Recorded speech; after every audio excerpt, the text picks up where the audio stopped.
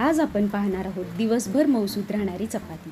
पहिल्यांदा आपल्याला पीठ चांगलं चाळून घ्यायचं आहे। त्यामध्ये मीठ आणि पाणी घालून थोडंसं मळून घ्यायचं। एकजीव झाल्यानंतर थोडं थोडं पाणी घेत त्याला मळत राहायचं। त्यानंतर ते थोडं तेल लावून त्याला अर्धा तास सेट करायला ठेवायचं। त्यानंतर आपली अशी मऊ कणिक तयार झालेली आहे। मग आपण चपात्या लाटायला घेऊया।